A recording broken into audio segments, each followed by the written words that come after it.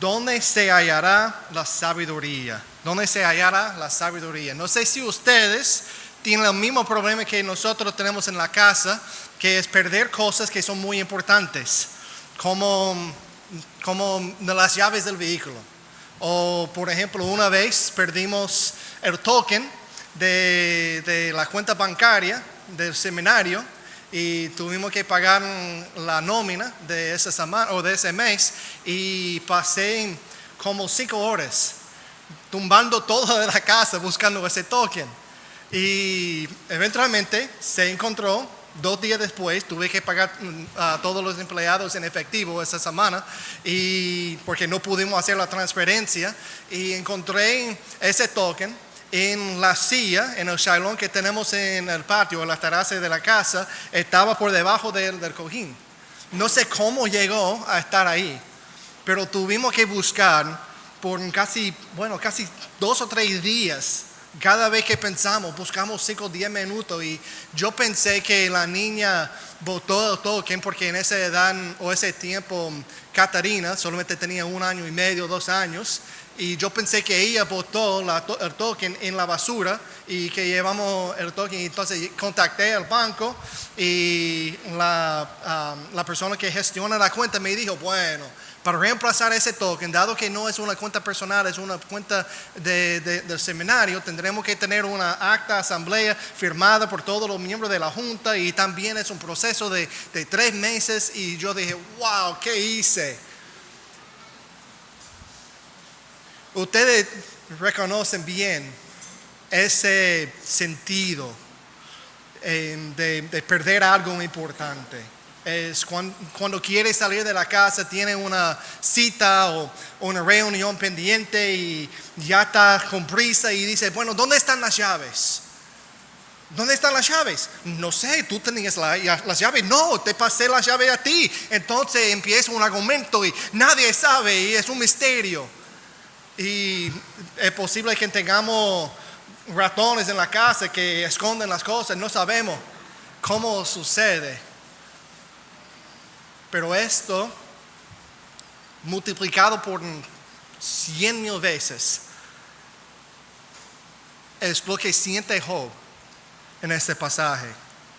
Pero en vez de buscar algo sencillo, algo trivial que realmente no importa en la perspectiva grande de la vida, Job está buscando una razón, un significado, un propósito a todo lo que le pasó. Ustedes recuerden el contexto de esa historia. Empezamos en capítulo 1 con ese debate entre Dios y Satanás, si Job es justo por quién es, o es justo porque Dios ha bendecido a Job con muchas cosas materiales. Y entonces Dios dice a Satanás, puede tocar toda tu vida, pero no puede quitarle la vida. Entonces Job pierde todo. Toda su familia muere, y su esposa, la única persona que no muere, dice a Job, bueno, maldiga a tu Dios, y ella se va. Y deja a Job con una erupción en el cuerpo y con mala salud, con toda su riqueza perdida y también con toda su familia muerta. Y Job está desesperado. Está desanimado, él pide que Dios, dice Job, ojalá que yo nunca naciera. Es decir, que sería mejor para mí si yo no vivo. No desea la muerte, es posible que sí, pero en sí no está pensando en suicidio, pero está pensando, Dios, si quiere puede quitarme mi vida, está bien. Si quiere matarme, está bien, yo estoy listo porque he perdido todo. Y ustedes saben lo que sucede después. Los 3 buenos amigos, y digo buenos amigos porque realmente no son, es sarcástico. Esos 3 amigos en el principio hacen la mejor cosa, y es un ministerio de silencio. Pasan días con Job y no hablan.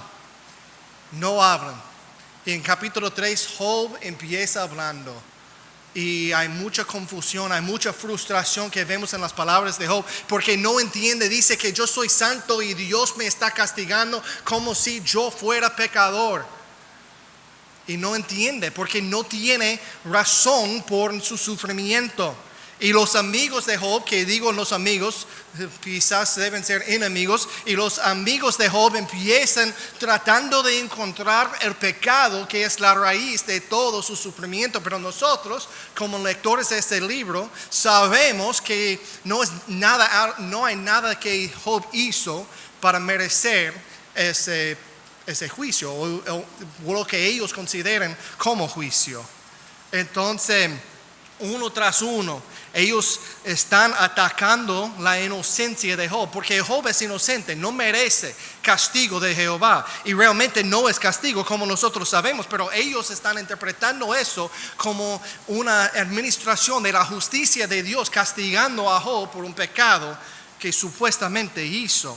Y cada vez que ellos atacan a Job, Job defiende su justicia, defiende su inocencia y dice que yo no he hecho nada. Y ellos siempre dicen, bueno, pero Job, tienes algo escondido en tu vida. Y Job dice, no. Y es un ciclo de eso por 25 capítulos.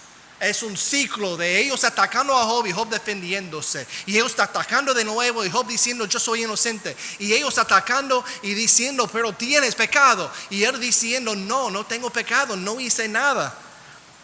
Y Job llega al punto que él sabe que no va a encontrar una resolución aquí en la tierra. Entonces dice que quiere tener una audiencia con Dios y dice, si yo puedo argumentar mi caso y mostrar a Dios que está equivocado, porque todavía Job considera eso como resultado de algún tipo de castigo. Y dice que yo quiero una audiencia con Dios para mostrar a Dios que yo soy inocente, que Dios ha administrado su justicia de una manera equivocada. Es lo que quiere decir Job. Y espera también algún tipo de mediador y dice que yo no puedo porque nadie puede estar en la presencia de Dios y vivir. Entonces Job está buscando alguna oportunidad de presentar su inocencia a Dios y decir que no merezco nada de ese sufrimiento.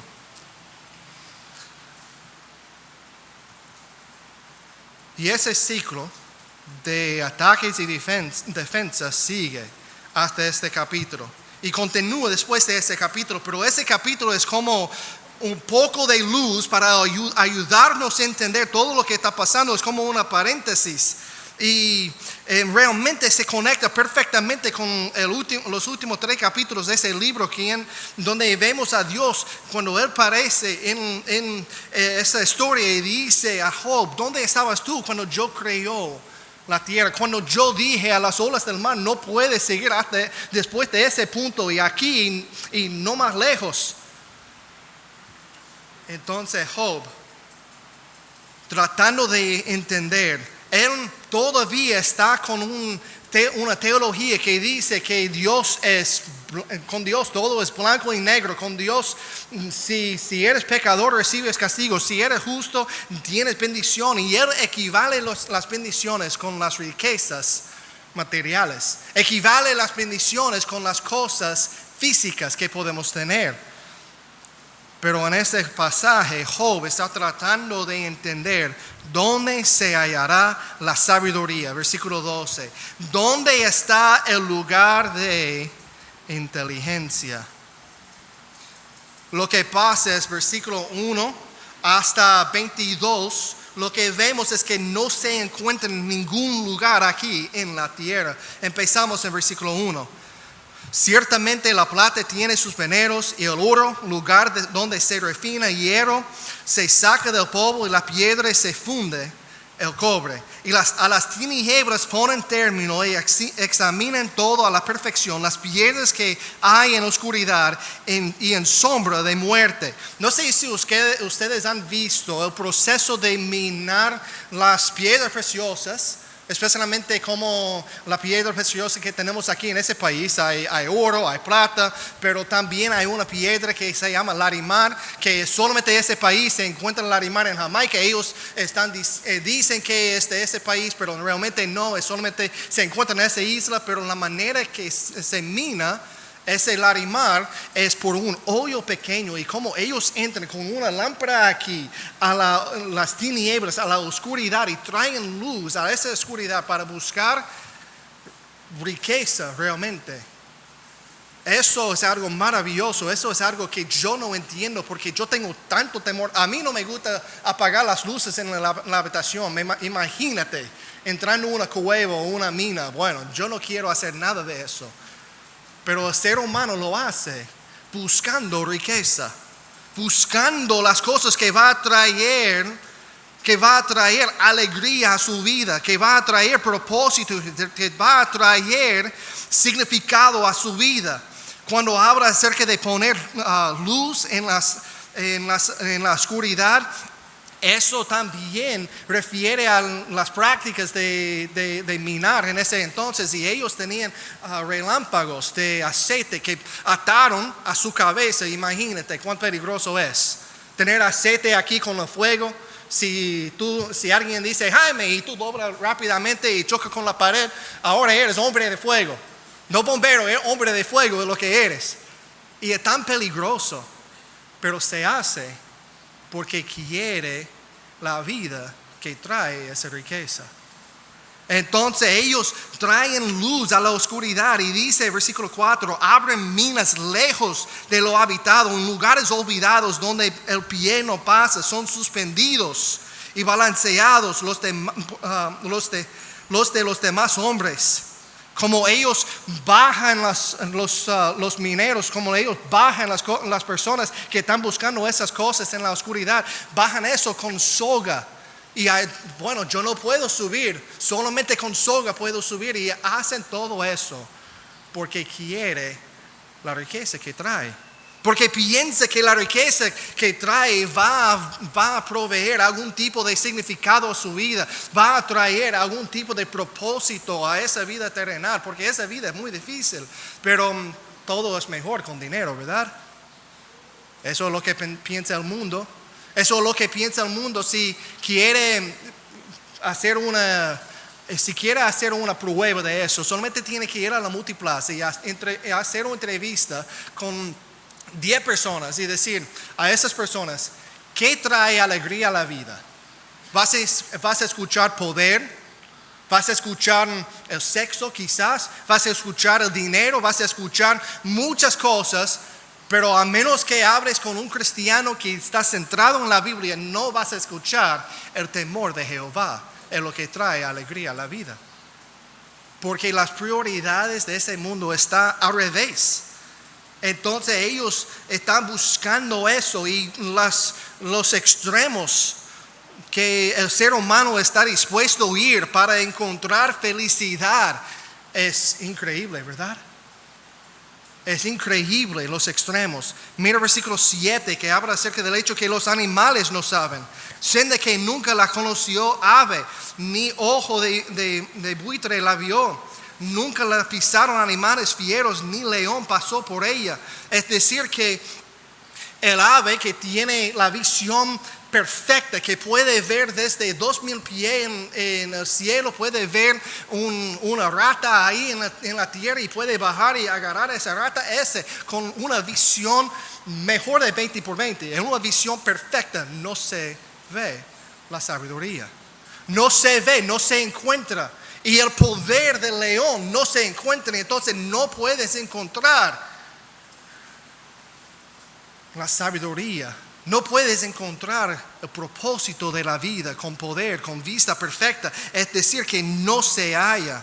Y también la tierra dice que no está en mí. Mira el versículo 13. Y el abismo dice, no está en mí. El mar dijo, ni conmigo.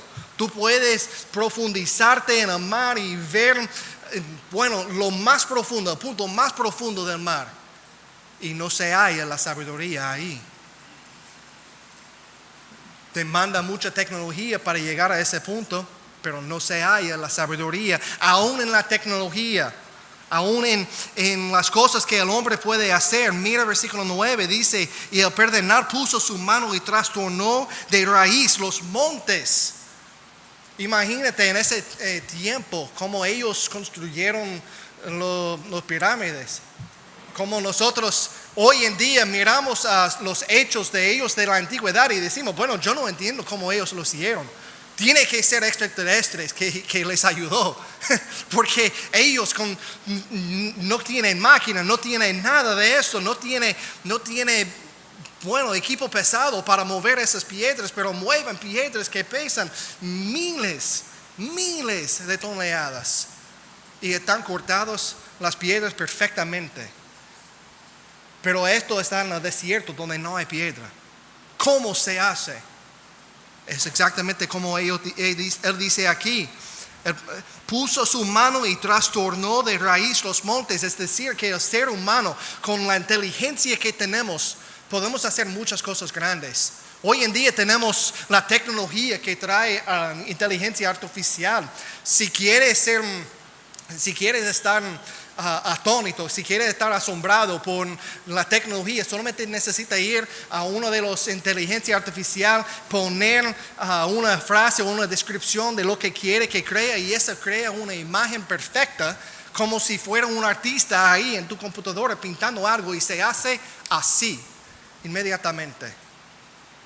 Pero con toda la tecnología que tenemos hoy en día, con toda la tecnología y todos los hechos de los seres humanos desde la antigüedad, el ser humano tiene mucha inteligencia y puede hacer muchas cosas conjuntos, pero no se encuentra la alegría, no se encuentra el propósito de la vida por tecnología. No se encuentra el propósito de la vida pues por inteligencia y solamente inteligencia, por conocimiento. Tratamos de, puede ser sabio, muy sabio en cuanto a las finanzas y tomar decisiones muy sabias en cuanto a mercado de bolsas o mercado de valores, o puede ser muy sabio en cuanto a emprender un negocio y manejar un negocio, pero esa sabiduría está limitada en solamente una área, pero esa sabiduría que tiene para la manipulación de finanzas o sabiduría en cuanto a las cosas prácticas, como la sabiduría de un campesino. Ustedes han visto campesinos que a veces son más inteligentes que los que tienen PhD, pero ese campesino no terminó escuela. Porque ese campesino tiene sabiduría práctica, pero esa sabiduría no puede encontrar el propósito de la vida. Esa sabiduría no puede dar significado a nuestra vida porque está vacía la sabiduría que encontramos en lo que se llama la gracia común. Y eso es exactamente lo que vemos. Mira donde dice, versículo 12, más donde se hallará la sabiduría, donde está el lugar de inteligencia, porque no se encuentra aquí en la tierra. No conoce su valor, versículo 13, no conoce su valor el hombre, no se halla en la tierra de los vivientes. El abismo dice, no está en mí. Y el mar dijo, no, ni conmigo. No se dará por oro, ni su precio será a peso de plata. No puede ser apreciada como oro de Ofir, ni con onis precioso, ni con zafiro. El oro no se le igualará, ni el diamante no se cambiará por alhajas de oro fino. No se hallará mención de coral ni perlas. La sabiduría es mejor que las piedras preciosas. Es decir, que la riqueza, la inteligencia, adorar o buscar en la naturaleza propósito de vida, no se encuentra la sabiduría. No se encuentra en ningún lugar, no se puede comprar. El más rico no puede comprarlo.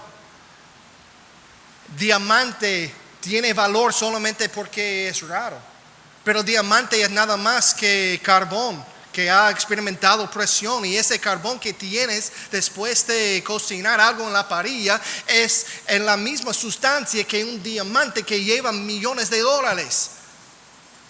Solamente su estado ha cambiado y por eso el precio es mayor, pero aún ese diamante que es muy raro, con eso no puedes comprar la alegría, no puedes comprar propósito de vida, no puedes comprar significado de tu situación, de tus circunstancias. Para Job, él dice que nada de eso puede justificar o puede darme entendimiento de lo que me está pasando en ese sufrimiento no se halla en la tierra. Y mira conmigo versículo 20. ¿De dónde pues vendrá la sabiduría?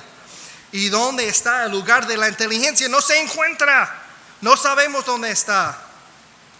Porque encubierta está a todos los ojos de todo viviente, y a toda ave del cielo es oculta. El Abadón y la muerte dijeron: su fama hemos oído con nuestros oídos. Es decir, que no se halla en la sabiduría aquí en la tierra, pero la muerte ha escuchado rumor con su oído. Yo creo que está diciendo que ese rumor de la sabiduría en la muerte apunta al hecho que nosotros somos más capaces de ver que no hemos encontrado ningún propósito de la vida justamente antes de morir. Es decir, que hay una revelación que el ser humano recibe cuando mira su vida y encuentra que su vida no tiene significado y todo lo que ha hecho está a punto de perder. Y entonces hay un rumor de la sabiduría, hay un rumor de propósito de esa vida, hay un rumor, pero todavía no se encuentra. Sabemos que al punto de morir el ser humano está reflexionando mucho y dice que la muerte dice: he oído con mi oído un rumor de la sabiduría, pero todavía está ahí, pero no se puede agarrar. Porque la sabiduría no se encuentra aquí en esa tierra. La sabiduría no se encuentra en algo que podemos encontrar aquí. No se encuentra, no se ve en nada de la tierra, no se puede comprar con toda la riqueza. Eso es el orgullo del ser humano, pensando que yo puedo crear por mí mi propio reino y yo puedo tener todo lo que deseo y cada cosa que mi ojo ve, yo puedo comprar y ahí voy a encontrar mi alegría, ahí voy a encontrar el propósito de mi vida. Pero eso es como un vapor. Siempre está ahí, pero nunca puede agarrarlo. Siempre está ahí, pero está en tinieblas buscando algo que sabes que está ahí, pero no se puede encontrar. Es el token de la cuenta bancaria que sabe que pusiste ese token en la mesa, pero no está ahí y está buscando en todos los lados por la sabiduría y no se encuentra y está desanimado. Pero mira versículo 23. Y Dios entiende el camino de ella y conoce su lugar, porque Él, Dios, mira hasta los fines de la tierra y ve cuánto hay bajo los cielos, al dar peso al viento y poner las aguas por medida. Y cuando Él dio ley a la lluvia y camino al relámpago de los truenos, entonces la veía Él y la manifestaba, la preparó y la descubrió también. Y dijo al hombre: he aquí que el temor del Señor es la sabiduría, y apartarse del mal la inteligencia. Solamente Dios sabe el camino a la sabiduría. No se puede encontrar en ningún lugar, ningún sabio aquí en la tierra puede decirte dónde se encuentra la sabiduría. Ellos, todos los filósofos, todos los que estudian la filosofía, piensan que tiene todo organizado y dicen que bueno, no necesitamos Dios porque el ser humano es el centro del universo y no necesitamos, Dios está a muerte. Pero ellos están a punto de agarrar la sabiduría y ese vapor que no se encuentra. Porque solamente Dios sabe el camino a la sabiduría. Entonces tengo algunas preguntas que vamos a dedicarnos a estudiar esa última sección de ese capítulo. Y tengo algunas preguntas. Primeramente, ¿por qué la sabiduría no se encuentra fuera de Dios? ¿Por qué la sabiduría no se encuentra fuera de una relación con Dios, fuera del temor de Jehová? Como dije hace rato, un inconverso puede tener sabiduría de una manera limitada, puede tener conocimiento de hechos, o puede tener conocimiento de cosas, de procedimientos, o puede tener sabiduría en cuanto a situaciones, de cuándo debe comprar ese valor, cuándo debe vender. Puede tener sabiduría en cuanto a cómo arreglar tu carro. Si quiere un buen mecánico, busca un mecánico que tiene una buena reputación, que es íntegro, pero también que no solamente es íntegro, porque puede ser íntegro, pero si no sabe nada de la mecánica no sirve. Entonces hay que buscar una persona que es íntegro, que no va a engañarte, pero a la misma vez que sabe de la mecánica. Entonces ese es un tipo de sabiduría de cómo hacerlo, y eso es un tipo de sabiduría de cómo actuar en esa área, pero su sabiduría es limitada. Un ejemplo es IKEA.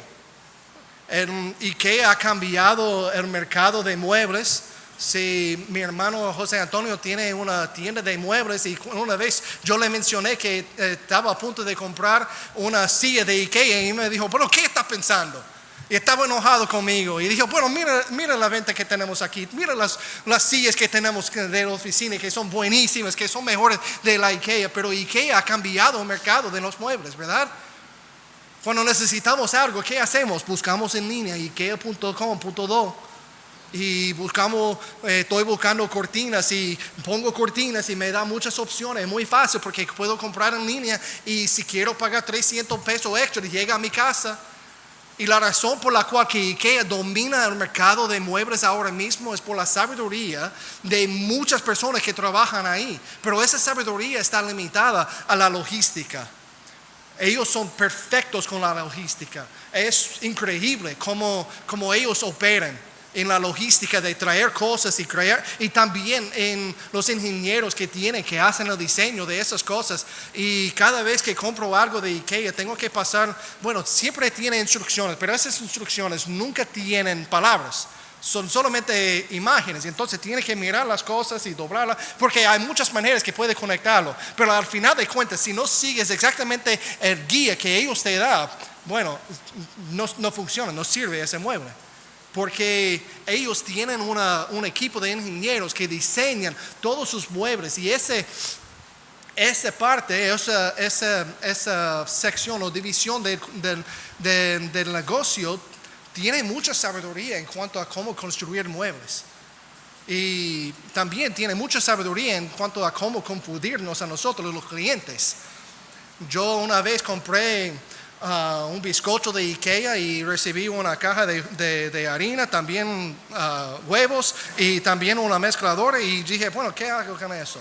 Porque tienes que hacer todo tú, y es tan sabio como ellos lo hacen. Ahora tiempo en armar los muebles, y ellos venden todo en caja. ¿Y quién es el cliente y también el contratista de ellos? Nosotros somos sus empleados, porque nosotros armamos los muebles que compramos de ellos. Wow, ¿quién pensó en eso? Alguna persona muy sabia, ¿verdad? Pero esa sabiduría cae bajo de lo que se llama gracia común. La gracia común es la bondad de Dios que el mundo pecaminoso puede experimentar en maneras que no produce salvación.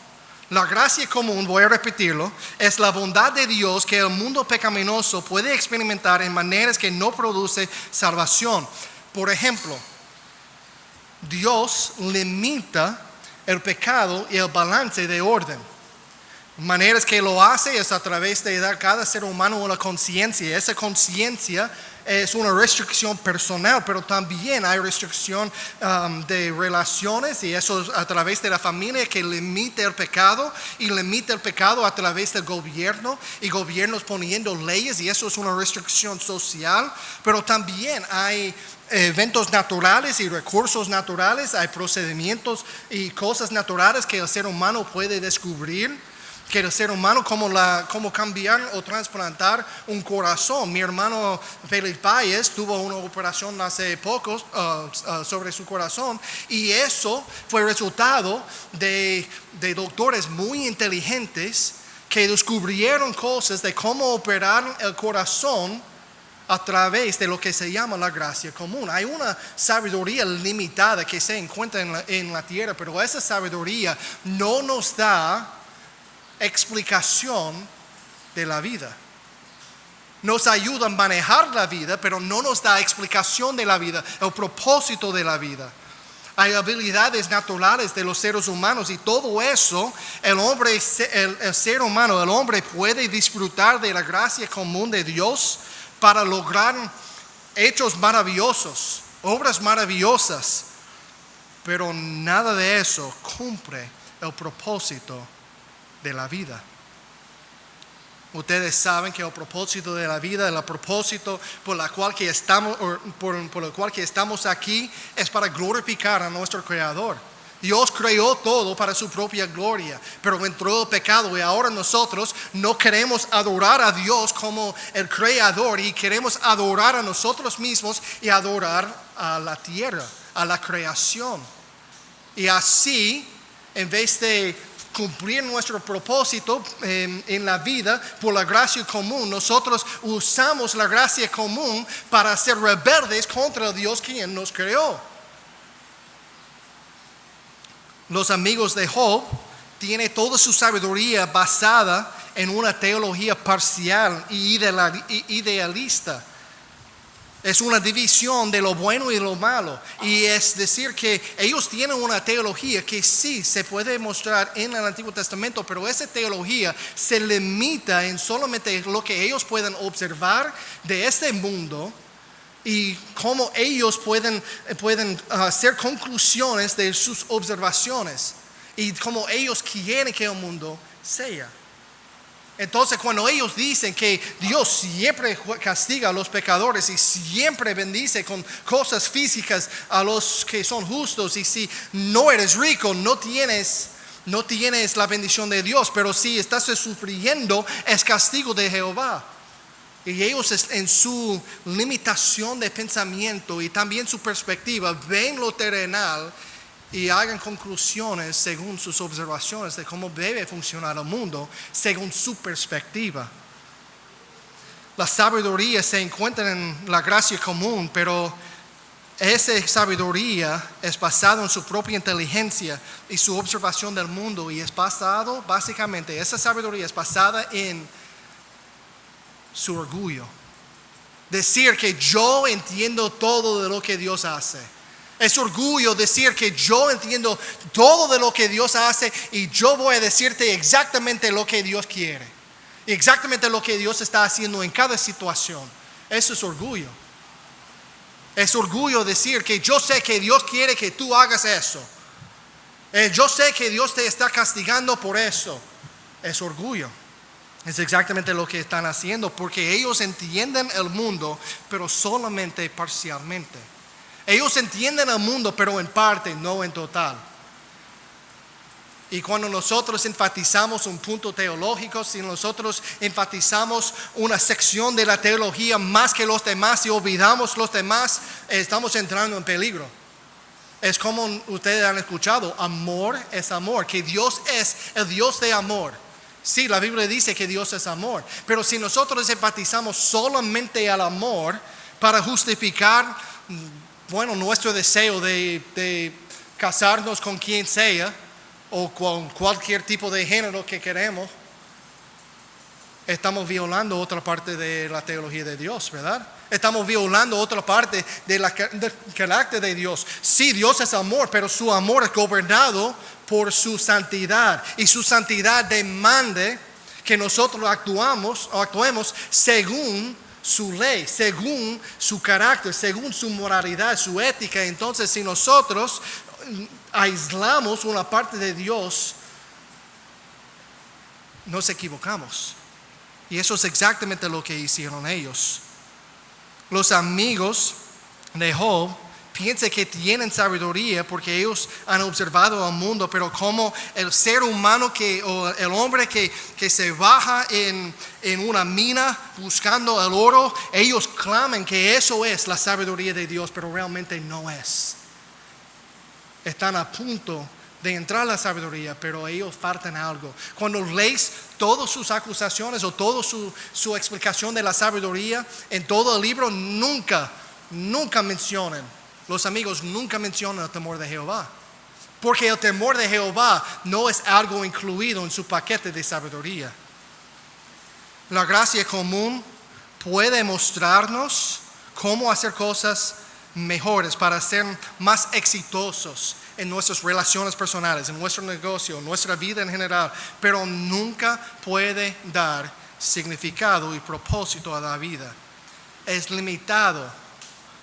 La gracia común, la sabiduría de la gracia común es limitada en su alcance. Lo que Job busca y lo que no se halla en la tierra, lo que está escondido a todos los seres vivientes, lo que Job busca y lo que no puede encontrar en el mundo es coherencia. Lo que él quiere es algo que va a dar sentido a su sufrimiento. Su sufrimiento ahora mismo en la mente de Job no tiene sentido. Y Job quiere que sea coherente con cómo funciona el mundo. Y Job quiere que tenga su sentido.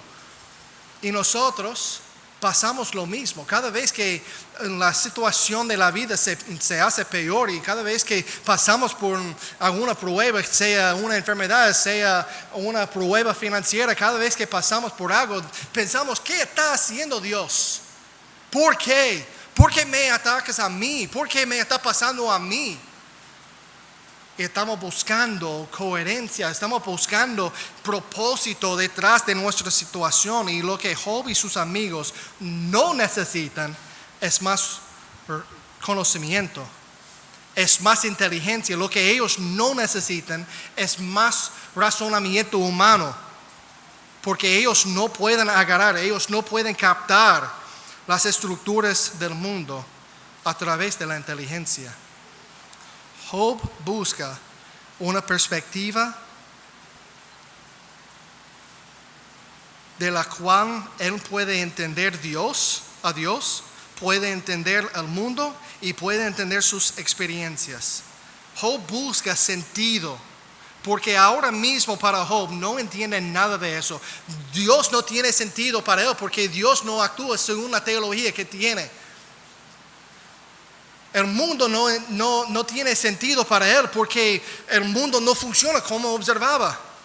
Y sus experiencias no tienen sentido. Entonces Job está buscando coherencia a todo y no se encuentra aquí en la tierra.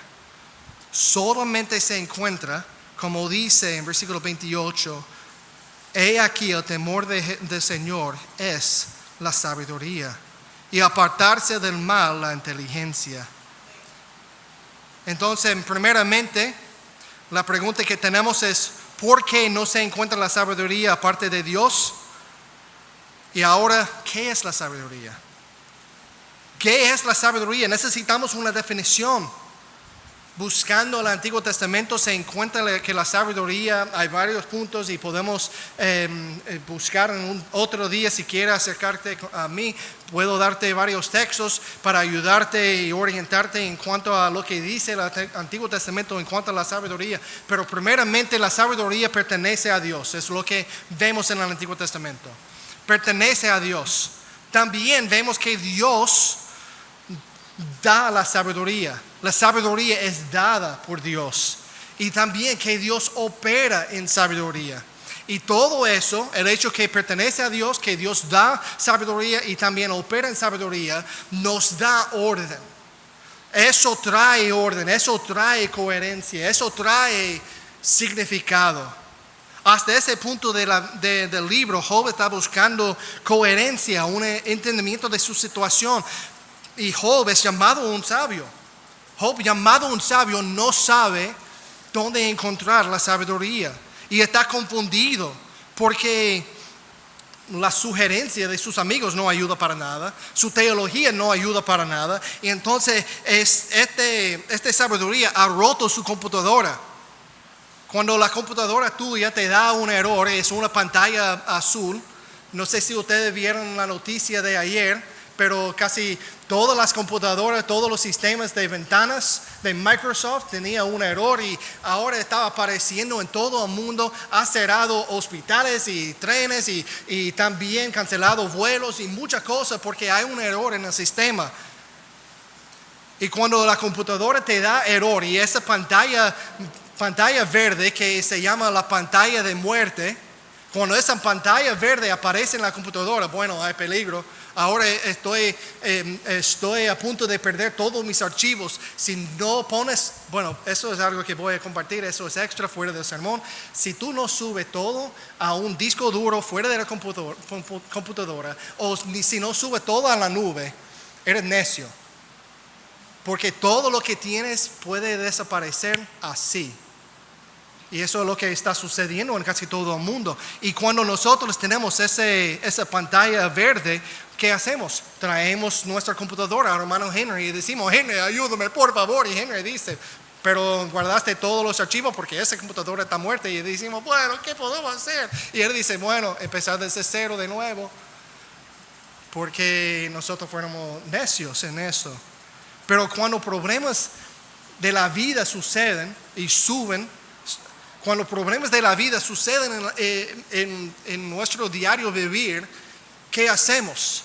No podemos llevar nuestra vida a un técnico para chequear todo y cambiar el disco duro, cambiar la tabla de lógica. No podemos llevar nuestra vida para cambiar cosas a un técnico. Entonces buscamos sabiduría de los sabios, buscamos las redes sociales y chequeamos los textos de una búsqueda en la Biblia, o que quizás vemos algunos videos, quizás vamos a recibir terapia de familia, quizás vemos a un psicólogo, pero estamos buscando un técnico que puede ayudarnos a reparar nuestra vida.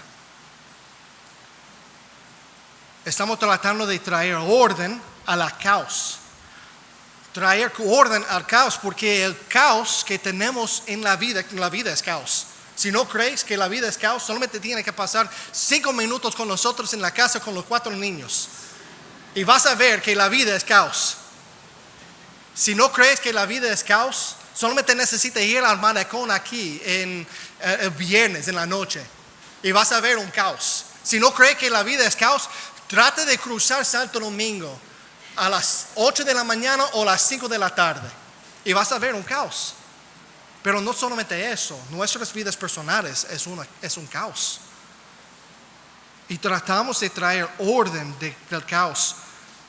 Pero la respuesta a nuestro sufrimiento, la respuesta a nuestra situación no está en el presente. La respuesta a nuestro sufrimiento está en el pasado. Mira versículos 24 a 26.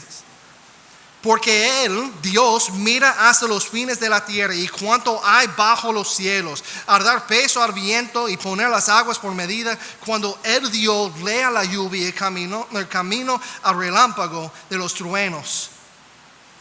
Entonces la veía Él y la manifestaba y la preparó y descubrió también. Es decir, que en el pasado, la eternidad pasada, Dios creó el mundo en sabiduría. Dios puso los sistemas naturales que tenemos que regulan el mundo.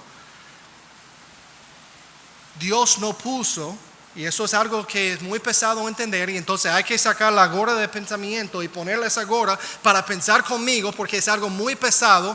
Dios no creó el mundo con la justicia como el principio regulatorio.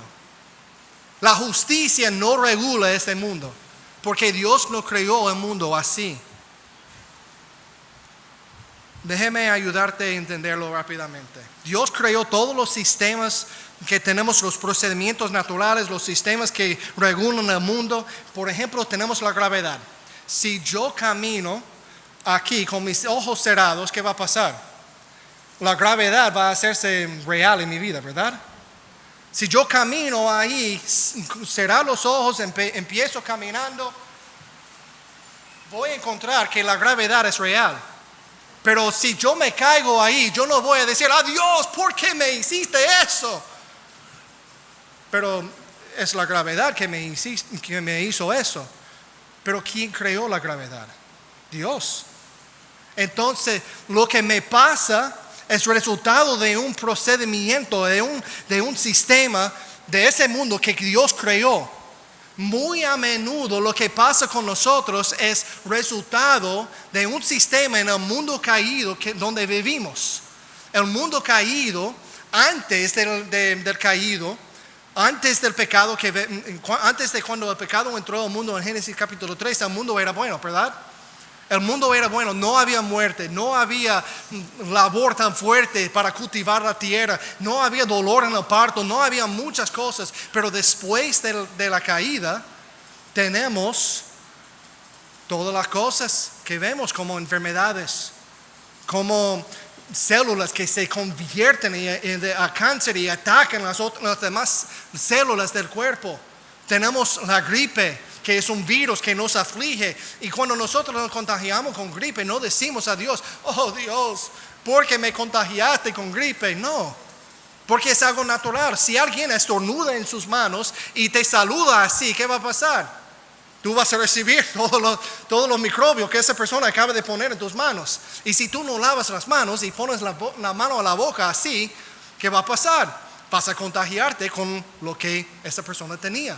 Y eso se llama sistemas o procedimientos naturales que Dios puso en el mundo.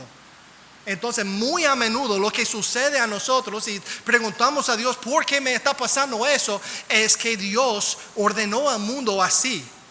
Después de la caída, vivimos en un mundo caído y vivimos en el mundo que tienen esas cosas. Entonces, en vez de preguntar a Dios, ¿por qué me hiciste eso, X, a mí? La mejor pregunta es, ¿por qué hiciste el mundo así? Porque Dios en su sabiduría creó el mundo con sistemas naturales que causan esas cosas.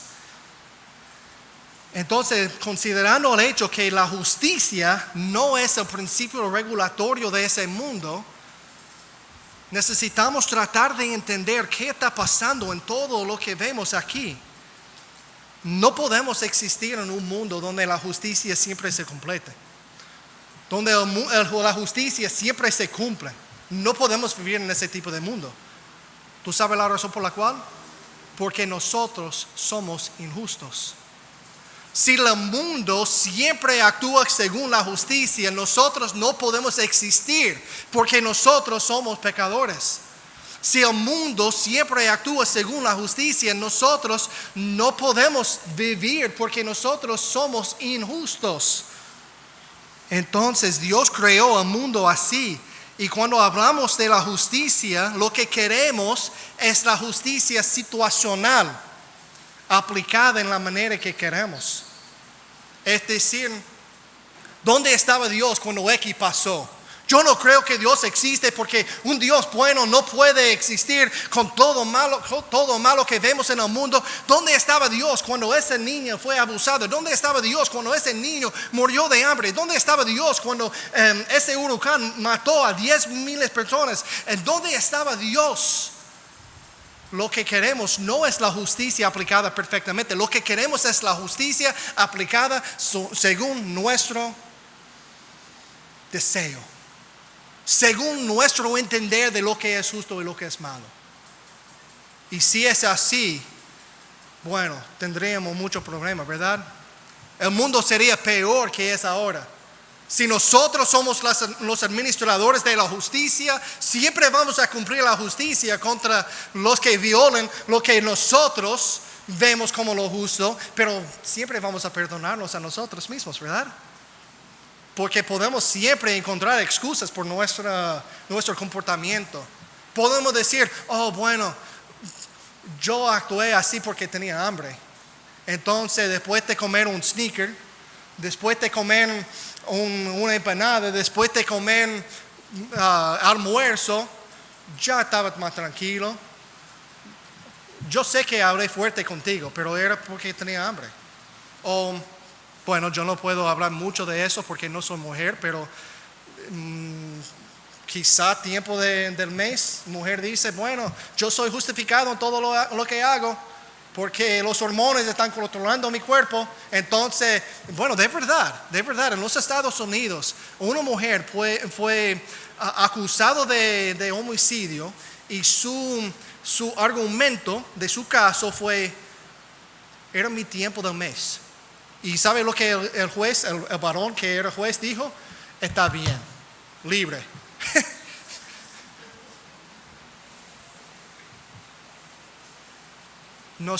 Si nosotros somos los administradores bueno, yo no estoy diciendo que ese tiempo es algo que nunca voy a entender y es algo nunca que quiero entender. Digo eso y lo dejo así. Yo tengo mucho respeto por ustedes.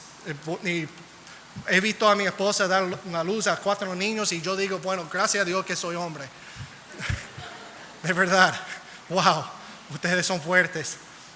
Pero a la misma vez, cuando hablamos de cosas así, nosotros siempre queremos justificarnos nuestro comportamiento, siempre queremos justificar lo que hacemos. Y si nosotros somos administradores de justicia situacional, ese mundo va a romper, porque cada uno va a administrar la justicia según su gusto.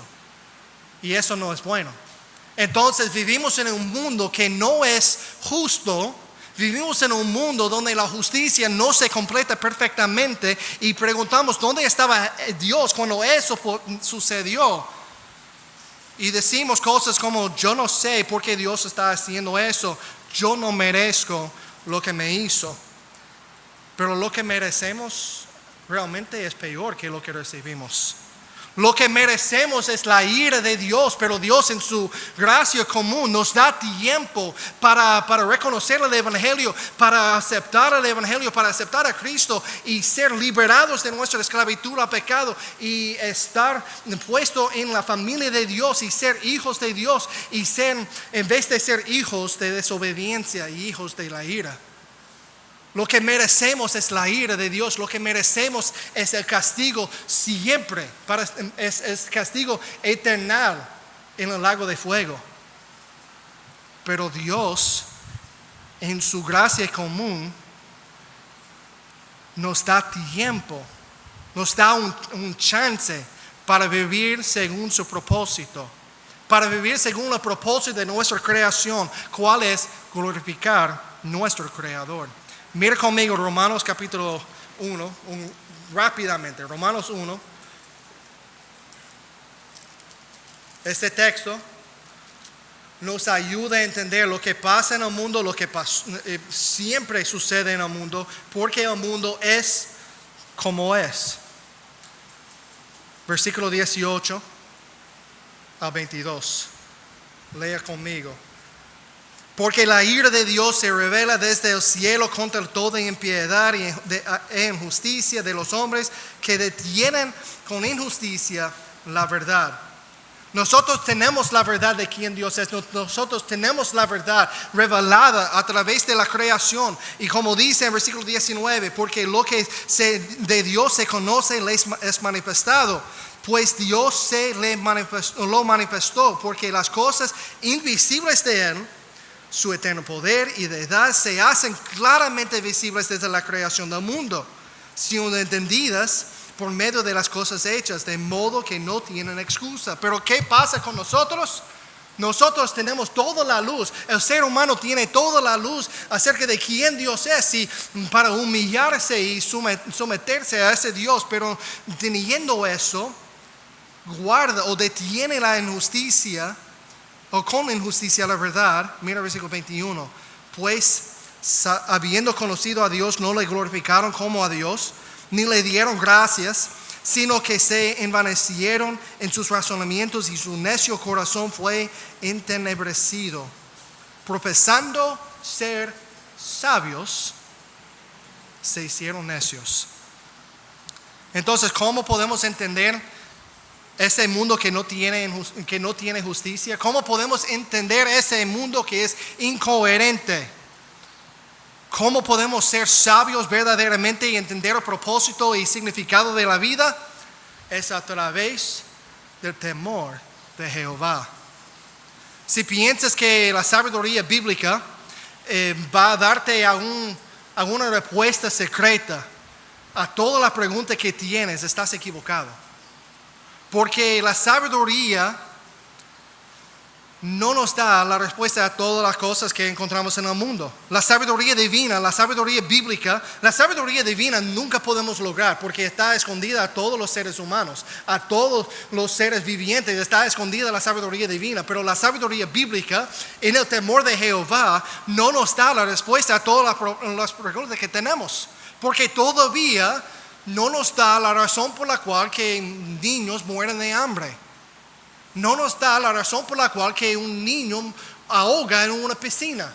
No nos da toda la razón por la cual que un pastor puede morir con cáncer como el pastor de Santo Domingo de Convertidos a Cristo, José Mayén. No nos da la razón por todo eso. La respuesta más cercana que recibimos es Romanos 8:28, que dice: y sabemos que a los que aman a Dios todas las cosas les ayudan a bien. Pero eso termina ahí. No nos dice todas las cosas son para ese propósito. Dice que nos ayudan para bien, pero no entendemos la razón detrás de cada situación en la vida donde encontramos. Ese versículo no nos ayuda a entender por qué y cómo. Solamente podemos entender que Dios nos ama y cuida de nosotros. Dios nos cuida. Dios cuida, tiene cuidado de nosotros. Y entonces eso está basado en su amor. Y su amor, Dios nos protege. Dios nos provee. Dios hace todo por nosotros en la bendición que recibimos siendo hijos de Él, pero no sabemos la razón por las situaciones de la vida. La sabiduría en el temor de Jehová es saber que Dios ha ordenado todo el cosmos, ordenado todo y soberano sobre toda la creación, y confiando que Él es justo. Eso es la sabiduría. La sabiduría ser sabio es creer que Dios es sabio. Ser sabio es confiar en esa sabiduría de Dios que ordena el mundo. Dios no tiene que justificarnos a nosotros porque es creador y puede hacer lo que desea. Pero ese Dios no es caprichoso. Ese Dios no actúa al azar. Ese Dios siempre actúa con propósito. Ese Dios siempre actúa para cumplir su voluntad, y podemos confiar en ese Dios. Sabiduría divina, sabiduría verdadera, entiende que el significado de todos los eventos de la vida no se elude. Sabemos que Dios dio orden a todas las cosas y lo hizo en su sabiduría. Lo hizo en una manera que no podemos comprender todo, pero podemos comprender que Dios es bueno y Dios es sabio. Entonces, ser sabio es confiar en Dios. Ser sabio es confiar que a pesar de que yo no puedo entender la situación de mi vida ahora mismo, yo no puedo entender lo que Dios está haciendo, a pesar de todas las situaciones que vemos, a pesar de todo el sufrimiento, es saber que Dios es bueno y Dios es sabio. Dios ha ordenado ese mundo según su sabiduría y puedo confiar en Él. Porque no tenemos la sabiduría divina. La única cosa sabia que podemos hacer es acercarnos a ese Dios sabio, a ese creador sabio. En acercarnos a ese Dios sabio, somos cambiados por Él. Eso es lo que dice Proverbios 28, que dice: y el apartarse del mal, la inteligencia. La sabiduría, aceptando que no podemos entender lo que está pasando y confiar en un Dios sabio y acercarse a ese Dios, cambia su ética, cambia la manera que vives. Si está luchando con con tu pecado y es algo que siempre haces y siempre tienes ese ciclo de hacer el pecado y tener vergüenza y sentir la culpa y pedir perdón, pero regresa el próximo día al mismo pecado y continúas ese ciclo no eres sabio, porque apartarse del mal sucede cuando nosotros nos acercamos a Él. Y cuando nosotros acercamos a Él, como el Nuevo Testamento lo describe, nosotros somos transformados a la imagen de Él. Nosotros somos conformados a la imagen de Cristo y cambiados. Eso es la sabiduría. Pero a la misma vez tenemos esas situaciones que no podemos entender. Entonces, ¿qué hacemos con todas esas situaciones? No sé si ustedes han escuchado la historia de Corrie ten Boom. Corrie ten Boom era una niña durante la Segunda Guerra Mundial y ella y su familia, ella tenía como 14, 15 años cuando empezó, ella y su familia escondieron judíos en su casa. Eventualmente fueron encontrados que estaban escondiendo judíos de los nazis y toda su familia fue enviada a un campo de concentración. Y ahí solamente ella sobrevivió. En su autobiografía escribió lo siguiente. Ella estaba recordando un evento que pasó a los 10 a 11 años cuando tenía una pregunta acerca de una palabra que escuchó en la escuela, que era una palabra mala y ella no sabía lo que significa. Entonces preguntó a su padre, ¿qué significa esa palabra? Y no voy a repetir la palabra, pero ella dijo, ¿qué significa esa palabra? Y ella escribió eso en su autobiografía. Mi padre se giró para mirarme como siempre hacía cuando respondía una pregunta, pero para mi sorpresa no dijo nada. Por fin se levantó del suelo su maleta de viaje y la dejó en el suelo y me dijo, ¿quieres bajar mi maleta del tren, Corrie? Y me levanté y me tiré de él. Y estaba repleto de relojes y repuestos que había comprado esa mañana. Es demasiado pesada la maleta para mí, dije.